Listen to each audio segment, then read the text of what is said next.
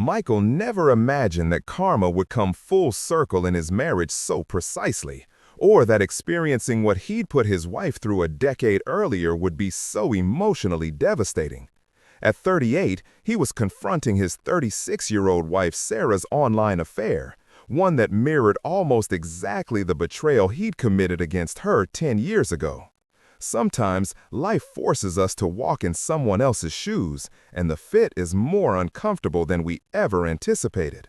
The story began 15 years ago when Michael and Sarah were young newlyweds navigating the transition from dating to marriage. Like many couples, they discovered that the excitement and novelty of their relationship began to settle into more routine patterns once they'd made their permanent commitment to each other. A decade into their marriage, they hit what Michael described as a rough patch. Sarah was dealing with significant work stress. Their sex life had become less exciting than it had been during their honeymoon phase, and Michael began experiencing what he now recognizes as commitment anxiety, doubts about whether he'd made the right choice in marrying Sarah. These feelings of doubt and dissatisfaction made Michael vulnerable to seeking validation and excitement outside his marriage. He had been maintaining a friendly correspondence with an online acquaintance, someone who represented the novelty and attention that seemed to be missing from his marriage with Sarah.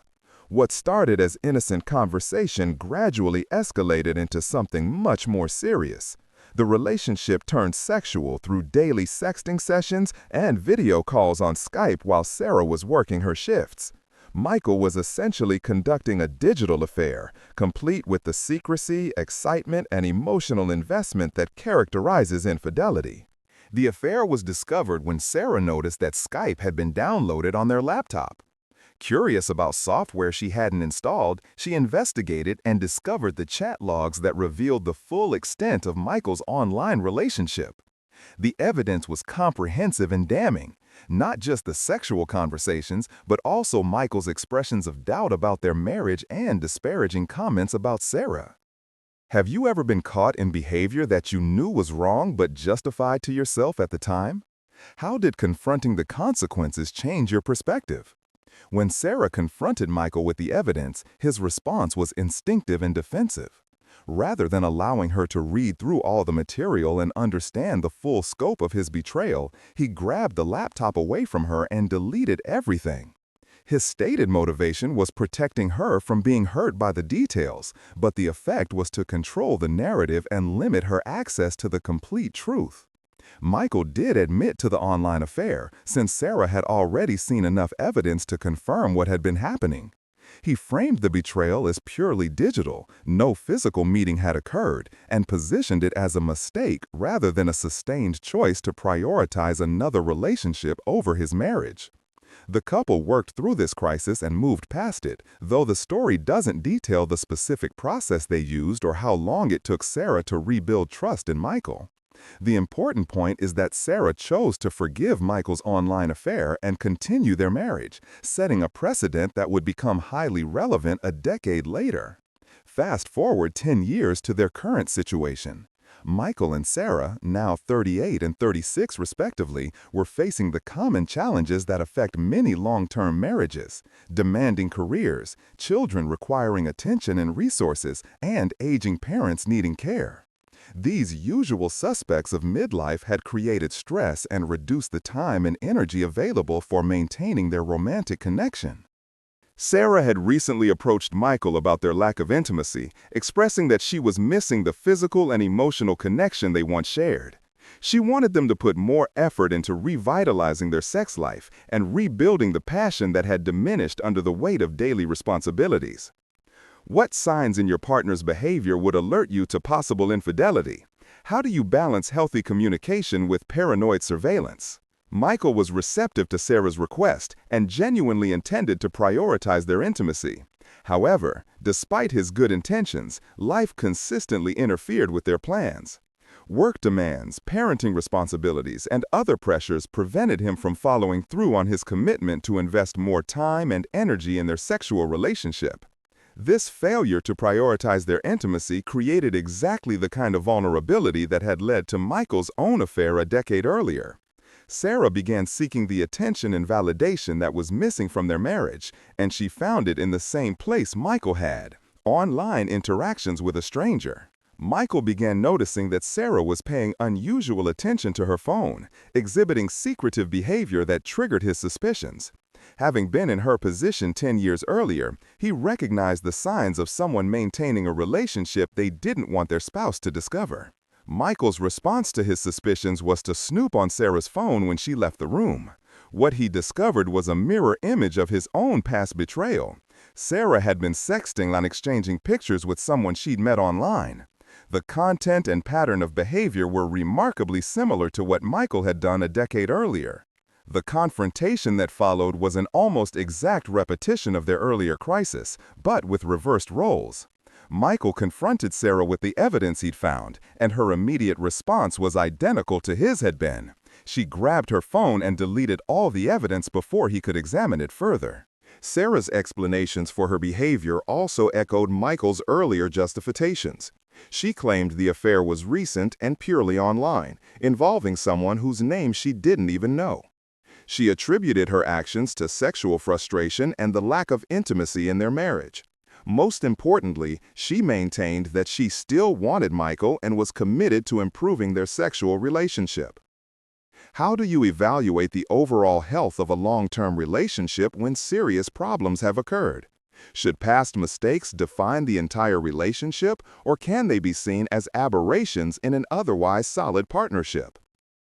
The parallel between their situations was so exact that Michael found himself experiencing cognitive dissonance.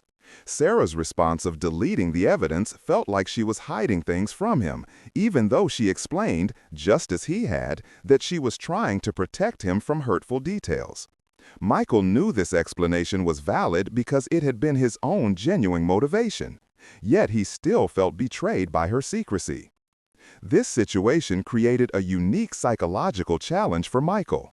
He was simultaneously the betrayed spouse processing fresh hurt and the former cheating spouse who understood exactly why his wife had acted as she did. The empathy he felt for Sarah's position conflicted with the pain of being on the receiving end of the same betrayal he had once inflicted. Michael's struggle wasn't just about the affair itself, but about reconciling his wife's actions with his understanding of her character. He described being absolutely gutted and unable to reconcile what he'd seen with who he knew Sarah to be. This reflects a common experience among betrayed spouses: the difficulty of integrating evidence of betrayal with their existing understanding of their partner. The community response to Michael's story was largely unsympathetic, with many commenters arguing that their marriage was fundamentally toxic and doomed. This harsh judgment surprised Michael, who saw their situation as two isolated incidents of digital cheating in an otherwise happy 15-year relationship with children. Michael's edit to his post revealed his frustration with what he saw as unrealistic expectations from the Reddit community. He observed that most mature marriages he knew had required working through significant challenges over many years, often involving issues more serious than online affairs. In his view, the idea that 2 episodes of digital cheating should doom an otherwise happy long-term relationship seemed extreme. This perspective raises important questions about the nature of modern marriage and realistic expectations for long-term relationships. Michael's experience suggests that some level of imperfection and crisis may be normal in marriages that span decades, and that the ability to work through problems might be more important than the absence of problems entirely. The cyclical nature of Michael and Sarah's affairs also highlights how relationship patterns can repeat across time. The circumstances that made Michael vulnerable to an online affair, stress, routine, and unmet needs, created similar vulnerability in Sarah a decade later.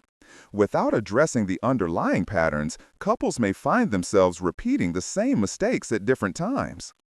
Michael's situation also demonstrates how being a former cheating spouse can complicate the experience of being betrayed. His knowledge of his own motivations and thought processes during his affair gave him insight into Sarah's behavior, but it also created internal conflict between empathy and hurt feelings. Can a marriage be stronger after both partners have cheated and forgiven each other? Or does mutual betrayal create permanent damage to trust and respect? The question of how to move forward from mutual betrayal is complex and doesn't have simple answers. Traditional advice about dealing with infidelity often assumes clear roles of betrayer and betrayed. But Michael and Sarah's situation involved both partners having occupied both roles at different times. Professional counselors often emphasize that successful affair recovery requires both partners to take responsibility for their contributions to relationship problems while still holding the cheating partner accountable for their choice to betray rather than address issues directly. Michael and Sarah's situation complicated this process because they both needed to be held accountable for infidelity. The temporal separation between their affairs, 10 years, also created unique challenges. Sarah's betrayal wasn't immediate retaliation or tit-for-tat revenge, but rather a separate incident that happened to mirror Michael's earlier behavior. This timing meant that Michael couldn't simply dismiss her actions as emotional reactivity to his past mistake. The parallel nature of their affairs raised questions about whether they had learned anything from their first crisis or whether they had simply suppressed the underlying issues that made them both vulnerable to seeking outside validation when their marriage became stressful or routine. Michael's recognition that life pressures had prevented him from following through on his commitment to improve their intimacy suggested some self-awareness about his contribution to the conditions that led to Sarah's affair. However, this awareness didn't necessarily make the betrayal less painful or easier to forgive. The community's harsh judgment of their relationship as toxic conflicted with Michael's perception of their marriage as fundamentally strong despite these two serious problems. This disconnect highlighted different philosophies about what constitutes a healthy relationship and whether serious betrayals can be overcome. Some relationship experts argue that couples who successfully work through major crises like infidelity can emerge with stronger relationships because they've proven their commitment to each other and developed better communication and conflict resolution skills. Others maintain that certain betrayals create permanent damage that undermines the foundation of trust necessary for healthy relationships. Michael's situation also raised questions about the nature of online affairs and whether they should be treated differently from physical infidelity. Both he and Sarah had engaged in digital relationships that involved sexual content and emotional connection, but neither had met their affair partners in person. The significance of this distinction varies among individuals and couples. The cyclical pattern of their affairs suggested that they might need to examine not just the individual incidents, but the underlying relationship dynamics that made them both vulnerable to seeking outside validation during times of stress or dissatisfaction. Without addressing these patterns, they might face similar crises in the future. Michael's story serves as a cautionary tale about the long-term consequences of unresolved relationship issues and the way patterns can repeat across time in marriages. It also illustrates the complex emotions involved when someone experiences both sides of infidelity within the same relationship. The question of whether their marriage could survive and thrive after mutual betrayal would depend on both partners' willingness to do the deep work necessary to understand and address the underlying issues that made them both vulnerable to affairs. Simply forgiving and moving on without examining patterns might set them up for future problems. Michael's experience of getting a taste of his own medicine provided him with empathy for what he had put Sarah through, but it also created a unique form of psychological distress that combined the pain of betrayal with the guilt of hypocrisy. Working through these complex emotions would require careful processing and likely professional support.